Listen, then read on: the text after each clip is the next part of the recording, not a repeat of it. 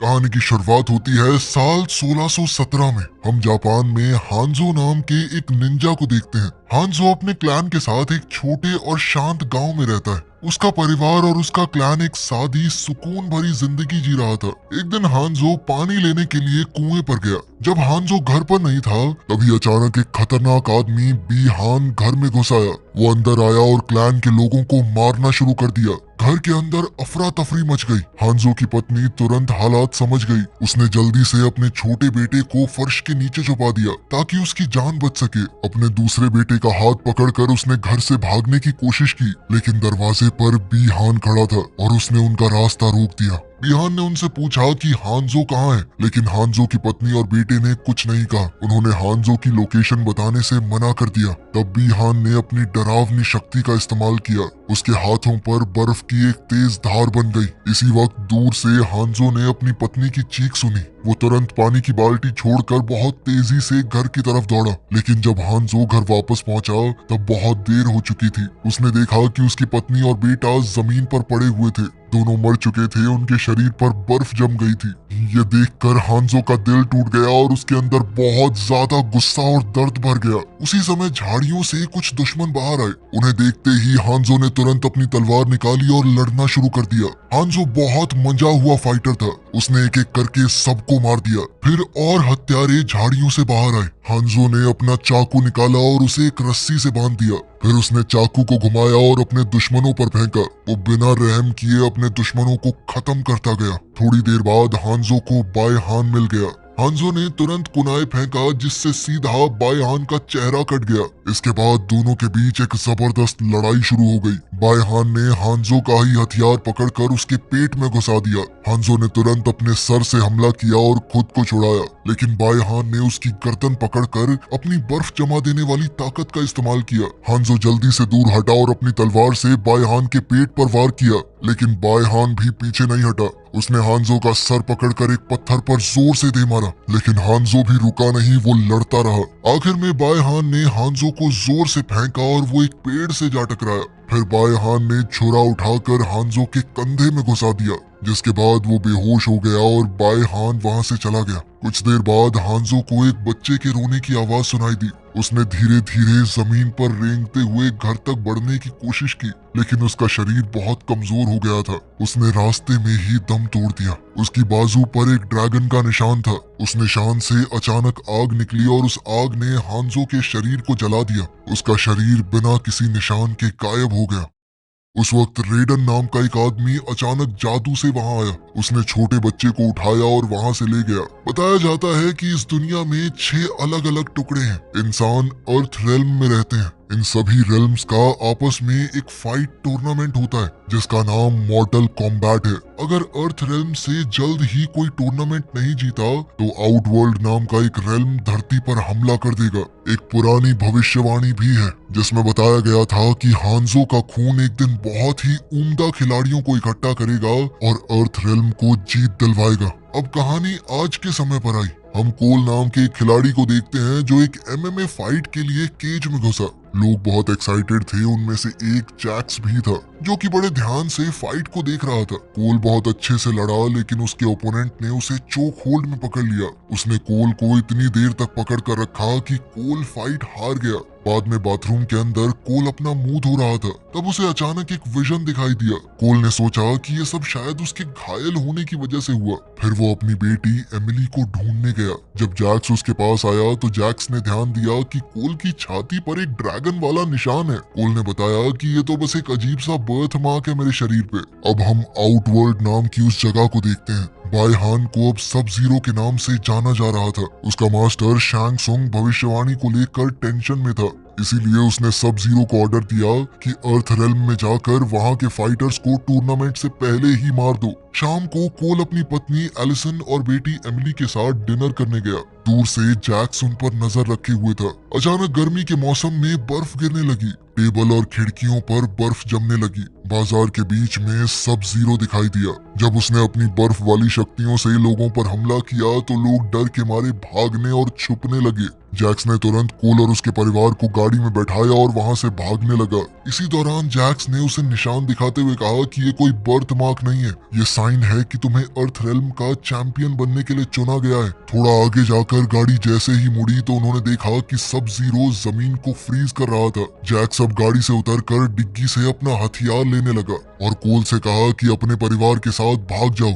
उसने कोल को एक एड्रेस दिया और बताया कि वहां पर सोनिया मिलेगी तुम्हें। सब जीरो अब एक बिल्डिंग में छुप गया। बिल्डिंग के अंदर दीवारों और सीढ़ियों पर बर्फ जम गई थी। ऊपरी फ्लोर पर सब जीरो ने पीछे से जैक्स पर हमला किया। जैक्स ने अपनी बंदूक से फायर करने की कोशिश की, लेकिन सब जीरो ने बंदूक को ही जमाकर तोड़ डाला। दोनों के बीच हाथापाई शुरू हो गई। जैक्स ने उसका जमकर मुकाबला किया, लेकिन सब जीरो के आर्मर और उसकी ताकत की वजह से उसे कोई नुकसान नहीं हुआ। सब जीरो ने जैक्स को खिड़की से बाहर फेंक दिया और उसे बाजू से पकड़कर उसके दोनों हाथ जमा दिए, जो कुछ देर बाद जमकर फट गए। फिर उसने जैक्स को नीचे गड्ढे में फेंका और समझा कि वो तो मर गया। आउटवर्ल्ड में मिलीना ने शैंगसुंग को बताया कि सब जीरो ने एक चैंपियन को तो मार दिया है, लेकिन दूसरा भाग गया। शैंगसुंग ने कहा कि और असासिन्स को भेजो। उसने बताया कि मैंने आखिरी के 9 टूर्नामेंट चीटिंग करके ही जीते हैं। उधर कोल अपने परिवार को घर पर छोड़कर जैक्स के दिए हुए एड्रेस पर गया। जब वो कबाड़ खाने में घुसा तो सोनिया ने तुरंत उस पर हमला किया और उसे आसानी से गिरा दिया। कोल ने जब जैक्स का नाम लिया तो सोनिया ने कहा कि प्रूफ के तौर पर अपना निशान दिखाओ। निशान देखने के बाद वो घर के अंदर गए, जहाँ सोनिया ने रिसर्च रूम दिखाया। उसने बताया कि 7 साल पहले ब्राजील में उसने पहली बार ड्रैगन मार्क को देखा था। जब जैक्स ने एक आदमी को हराया तो मार्क उसके शरीर पर ट्रांसफर हो गया। रिसर्च से पता चला कि ये एक सीक्रेट टूर्नामेंट है जिसमें ड्रैगन मार्क वाले फाइटर्स को लड़ने के लिए चुना जाता है। धरती को बचाने के लिए तुम्हें लड़ना होगा। उन्हें ज्यादा से ज्यादा चैंपियंस को बचाने की जरूरत है, क्योंकि अर्थ चैंपियंस लड़ने से पहले ही मारे जाते हैं। तब कोल ने हांजो की फोटो देखी और उसे फिर से वही अजीब से विजन्स दिखाई दिए। तब अंधेरे से कुछ आवाज आई। लाइट ऑन हुई तो पता चला कि सोनिया ने एक प्रिजनर को पकड़ रखा था जिसका नाम कानो है। कानो पैसों के लिए लड़ने वाला एक फाइटर था। उसके शरीर पर निशान तब आया जब उसने एक चैंपियन को मार डाला। कानो सोनिया के बारे में बहुत गंदी बातें कर रहा था, तो सोनिया ने उसे मुक्का मार के चुप कर दिया। अचानक से लाइट चली गई। सोनिया ने छत पर एसिड से बना हुआ एक छेद देखा। तब एक अदृश्य जीव कमरे में हिलने लगा।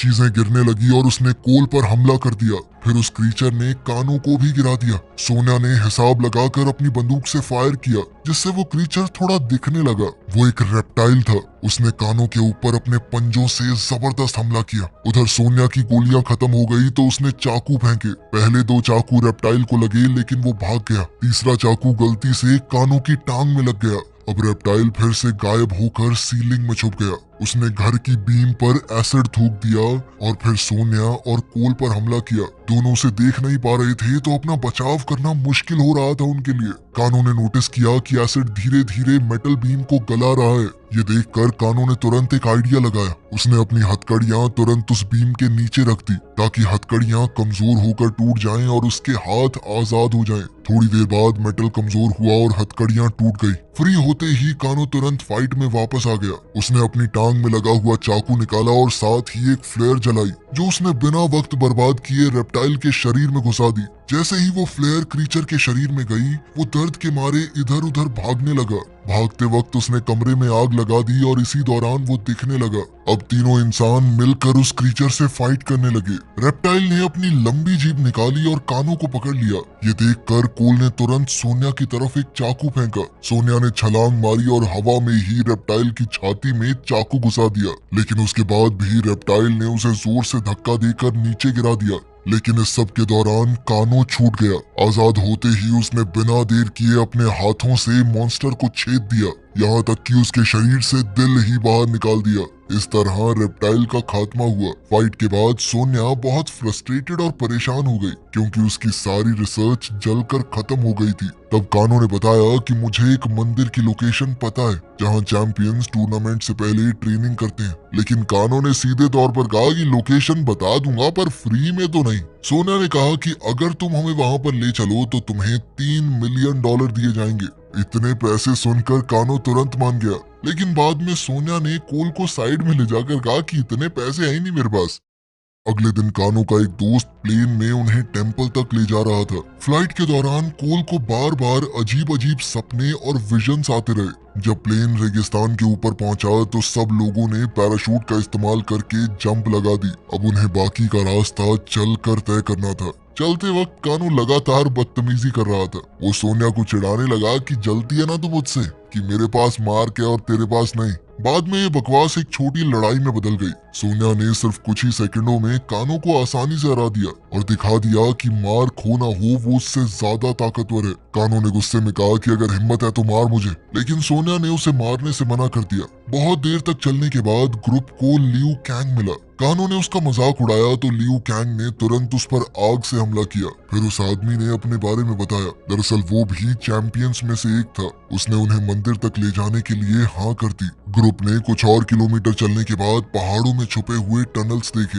लियू कैंग ने बताया कि इस जगह पर पहले एक जाना माना मंदिर हुआ करता था। फिर उसने अपनी ताकत से खुफिया दरवाजा खोल दिया। अंदर वाले कमरे में बहुत से टूर्नामेंट्स की पेंटिंग्स बनी हुई थी जिनसे दीवारों को सजाया गया था। इन पेंटिंग्स को देखकर कोल को अपने विजन्स याद आए। वहीं कानो ने वहां से कुछ चीजें चुराने की कोशिश की, लेकिन लियू कैंग ने सीधे तौर पर कहा कि वापस रखो उन्हें। तब सोनिया ने देखा कि कुछ मॉन्क्स एक कमरे के अंदर जा रहे थे। वो उनके पीछे गई और वहां पर जैक्स को बेहोश पड़ा हुआ देखा। लियू कैंग ने बताया कि उसके घाव बहुत गहरे हैं, लेकिन हो सकता है कि मॉन्क्स उसे ठीक कर पाए, लेकिन इसमें थोड़ा वक्त तो लगेगा। फिर लियू कैंग ने सबको लॉर्ड रेडन से मिलवाया। रेडन ने उन्हें देखा और कहा कि ये लोग अभी लड़ने के लिए तैयार नहीं है। कानो थोड़े नखरे करने लगा तो रेडन ने उसे बिजली का झटका दिया। फिर रेडन ने बताया कि आउटवर्ल्ड लगातार 9 टूर्नामेंट जीत चुका है और अगर वो एक बार और जीत गए तो धरती पर हमेशा के लिए उनका कंट्रोल हो जाएगा। तभी अचानक ठंडी हवा चली और लियू कैंग की आग बुझ गई। लियू कैंग समझ गया कि सब जीरो यहाँ तक पहुँच चुका है। उसने तुरंत फायरबॉल फेंका, लेकिन सब जीरो उससे बच गया और अपने बर्फीले हमले से उसने लियू कैंग को पीछे गिरा दिया। जब सब जीरो अपने बर्फ से बने हुए भाले से लियू कैंग को मारने वाला था, तभी अचानक उसे बचाने लोहे की हैट आई। यह हथियार कुंग लाओ का है जो अपने दोस्त की मदद करने आया था। तब शैंग सुंग और मिलीना भी वहां पहुंच गए, लेकिन रेडन तुरंत टेलीपोर्ट होकर उनके सामने आ गया और बिजली की ताकत से उन्हें रोक दिया। इससे एक एनर्जी फील्ड बन गई जिस वजह से दुश्मनों को वहां से जाना पड़ा। बाद में कोल और कानो को एक एरिना में ले जाया गया। वहां वो अपनी ताकतों को जगा सकते हैं, लेकिन सोनिया को वहां जाने की इजाजत नहीं थी क्योंकि उसके पास वो खास निशान नहीं था। सोनिया जैक्स को देखने गई, तब जैक्स होश में आया और देखा कि उसे नकली मैकेनिकल हाथ मिल गए हैं। एरिना में कोल ने कुंग लाओ के साथ ट्रेनिंग की और काफी देर तक उसका सामना करता रहा, लेकिन जब कुंग लाओ ने अपने हाथ हथियार की तरह इस्तेमाल किए तो कुछ ही मूव्स में कोल को गिरा दिया। फिर कानो ने लियू कैंग से फाइट की, लेकिन वो भी कुछ ही सेकंडों में हार गया। लियू कैंग ने कोल के घाव स्टिचेस और आग से ठीक किए और उसे बताया कि रेडन ने उसे कैसे ढूंढा था, उसकी आग वाली ताकत कैसे जागी। उसने कोल से कहा कि सबसे पहले ये जानो कि तुम्हारी लड़ने की वजह क्या है। दिन भर कोल ट्रेनिंग करता रहा और वो बार बार हारा। जैक्स भी अपने नए हाथों के साथ ट्रेनिंग करने लगा, लेकिन अभी वो कमजोर हैं। डिनर के वक्त कानो हमेशा की तरह सबका मजाक उड़ाने लगा, जिससे कुंग लाओ और लियू कैंग का माथा ठनक गया। उन्होंने कानो से कहा कि तू बोलता बहुत है, लेकिन लड़ते वक्त क्या हो जाता तुझे, हाँ? ये सुनकर कानो गुस्से में चीखने लगा। उसकी आंखें चमकने लगी। अचानक उसकी आंखों से लेजर निकला, लेकिन कुंग लाओ ने अपनी टोपी से उसका वार हटा दिया और लेजर सीधा दीवार पर जा लगी।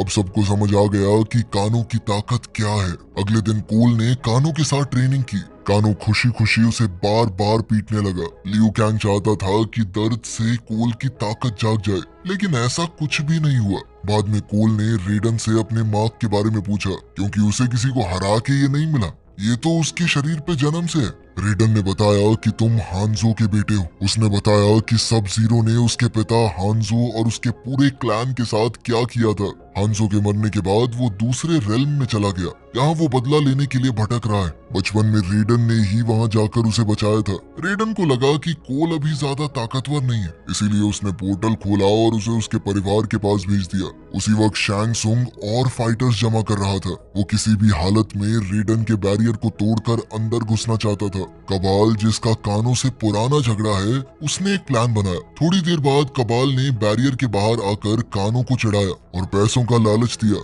जिसके बाद कानों ने एनर्जी शील्ड के डिवाइस पर लेजर चला दी। इससे जबरदस्त धमाका हुआ और बैरियर टूट गया। काला धुआं अब मंदिर के अंदर भरने लगा था। मौका देखकर शैंग सुंग अपनी टीम के साथ अंदर आ गया और जबरदस्त लड़ाई शुरू हो गई। जैक्स रिको नाम के एक फाइटर से लड़ रहा था, लेकिन रिको ने उसे हथौड़े से गिराकर बेहोश कर दिया। वहीं सोनिया मिलीना से फाइट कर रही थी। मिलीना काफी ज्यादा ताकतवर थी और उसने कई बार अपने चाकू से सोनिया पर हमला किया और फिर सोनिया को उठाकर एरिना में फेंक दिया। वो इतनी वहशी थी कि अपने हथियार पर लगे खून को चाट कर साफ करने लगी। तब उसे पता चला कि सोनिया तो चैंपियन ही नहीं है, इसीलिए उसने उसे मारा नहीं, क्योंकि ऐसा करने का कोई फायदा नहीं था। मिलीना के जाने के बाद कानों ने उसे पकड़ लिया और उसके घाव में अपना अंगूठा डाला। फिर उसे पत्थरों पर फेंका और अपने लेजर से स्टैचू पर हमला किया, जिसके बाद सारा मलबा टूटकर सोनिया के ऊपर गिर गया। जब जैक्स होश में आया तो उसने सोनिया को पत्थरों के नीचे फंसा हुआ देखा। उसने बहुत कोशिश की पत्थरों को हटाने की, लेकिन नहीं कर पाया। अपनी दोस्त को बचाने की कोशिश में उसने अपने अंदर की ताकत जगा दी।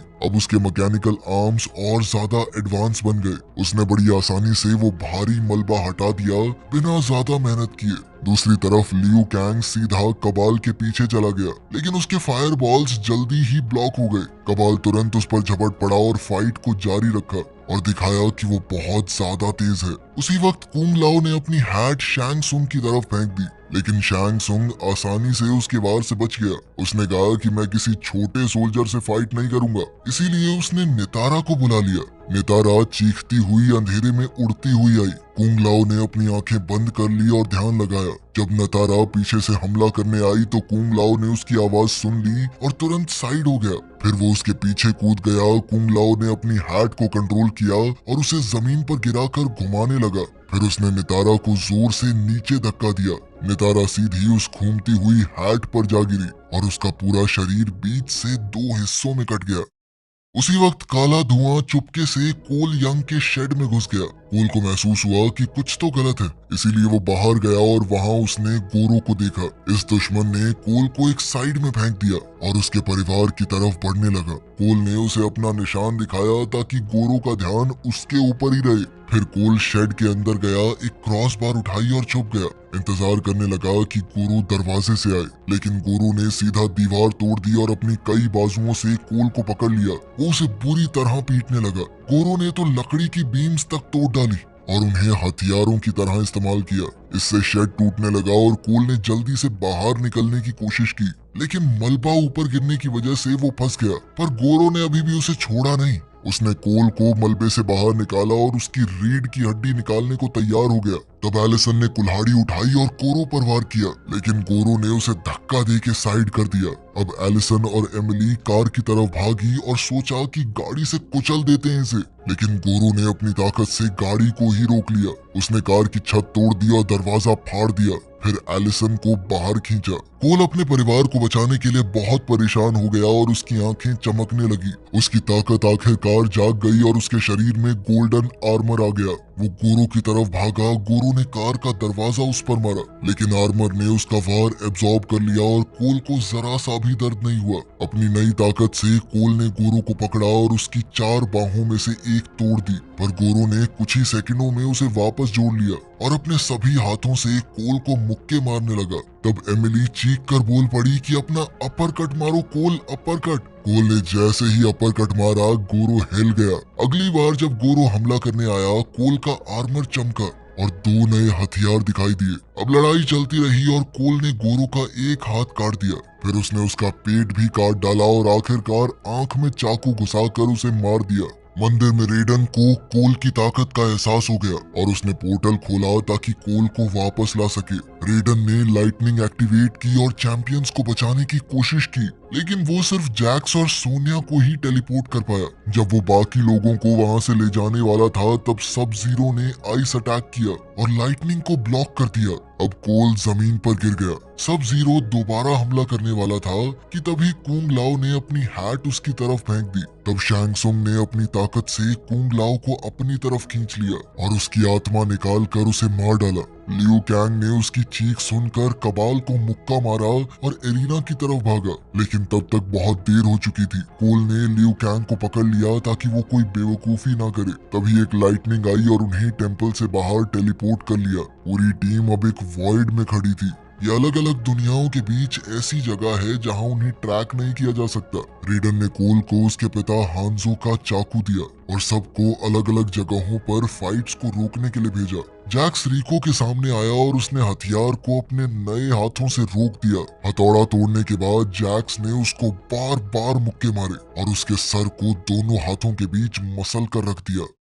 कानो इस वक्त सोनिया के घर पर है। सोनिया फर्श के नीचे से चुपके से निकली और हाथ से उसकी टांग काट दी। फिर पीछे से हमला करके उसकी कमर में चाकू घुसा दिया। दोनों के बीच लड़ाई शुरू हो गई। सोनिया ने एक बोतल तोड़कर कानो के मुंह पर मारी और उसकी लेजर को रोक दिया। फिर वो वहां से गायब हो गई। कानो को लगा कि वो हाथ से नीचे गई है, लेकिन वो दूसरे कमरे में थी। सोनिया ने मौका देखकर उस पर एसीटोन की बोतल फेंक दी, जिससे उसकी आंख कुछ देर के लिए बंद हो गई। बाथरूम में लड़ाई चलती रही। दोनों चीजें उठा उठाकर एक दूसरे को मारते रहे। आखिरकार सोनिया खिड़की से बाहर निकल गई। कानो उसके पीछे गया और उसे चोक होल्ड में पकड़ लिया। तब सोनिया को जमीन पर एक गार्डन ग्नोम मिला और उसने उसे कानो की आंख में घुसाकर उसे मार डाला। ये होते ही उसके हाथ पर मार्क आ गया। वहीं लियू कैंग कबाल के लिए तैयार था। वो कबाल की तलवारों से बचता हुआ आग वाले मुक्कों से हमला कर रहा था। फिर उसने कबाल की छाती पर कई लातें मारी और उसे काले दलदल में गिरा दिया। फिर लियू कैंग ने अपनी ताकत से एक आग उगलते ड्रैगन को बुलाया, जिसने कबाल को जलाकर राख कर दिया। वहीं कोल की फाइट मिलीना से चल रही थी। मिलीना अपने पोर्टल्स की मदद से उस पर वार कर रही थी। अब मिलीना गरजने लगी और उसका चेहरा फट गया, जिसमें से एक बड़ा मुंह और बहुत सारे दांत दिखने लगे। जब उसने कोल को काटने की कोशिश की तो कोल ने अपने हथियार से उसका मुंह ब्लॉक कर दिया। तब सोनिया आई और अपनी नई ताकत से प्लाज्मा बीम शूट की, जिससे मिलीना के पेट में छेद हो गया और वो तुरंत मर गई। कोल के घर पर सब जीरो दरवाजे के बाहर है। फिर वो कोल के सामने आया और एमिली का ब्रेसलेट दिखाया, साथ ही उसे जमा कर अपने हाथ से तोड़ दिया। गुस्से में कोल उसके पीछे धुएं में चला गया और अपने जिम में टेलीपोर्ट हुआ, जहां बर्फ ने उसके परिवार को बंदी बना रखा था। सब जीरो ने हमला किया और एक और लड़ाई शुरू हो गई। बर्फ से कोल के हथियार जम गए और वो निहत्था हो गया। कुछ मुक्कों के बाद सब जीरो ने उसके कवच को भी जमाने की कोशिश की। कोल ने अपने पिता का वो चाकू निकाल कर हमला किया, लेकिन सब जीरो ने उसी पर पलटवार कर दिया। कोल ने भी उसे अपने हाथ से रोका, लेकिन चाकू से उसका हाथ कट गया और खून निकलने लगा। खून लगते ही वो चाकू आग की तरह जलने लगा। सब जीरो समझ गया कि ये तो हांजो का चाकू है। वो इससे कोल को खत्म करने वाला था कि तभी अचानक एक चेन उसके हाथ में घुस गई। ये हांजो है जो मुर्दों की दुनिया से वापस आ गया था। हांजो चेन खींचकर सब जीरो को पास लाया और अपनी बड़ी तलवार से हमला किया। सब जीरो ने भी आइस ब्लेड की मदद से बचाव किया। दोनों लड़े, लेकिन मौका देखकर हांजो ने अपना चाकू सब जीरो के शरीर में घोंप दिया और कहा कि अब उसका नाम स्कॉर्पियन है। जब दोनों लड़ रहे थे, कोल अपनी ताकत पर ध्यान लगा रहा था ताकि वो बर्फ को तोड़ सके। जीरो ने स्कॉर्पियन के हाथ पर वार किया और उसके खून को कंट्रोल करके एक नया ब्लेड बना दिया। फिर उसने स्कॉर्पियन की पीठ में चाकू घुसाकर उसे बर्फ की दीवार पर जोर से फेंका, लेकिन स्कॉर्पियन ने हार नहीं मानी। वो लड़ता रहा। तब सब जीरो ने बर्फ से अपनी एक कॉपी बना दी ताकि वो स्कॉर्पियन के हमले को रोक सके। लड़ते लड़ते दोनों आदमी कोल के पास जा गिरे। कोल को भी अपने परिवार को कुछ देर के लिए छोड़कर लड़ाई में शामिल होना पड़ा।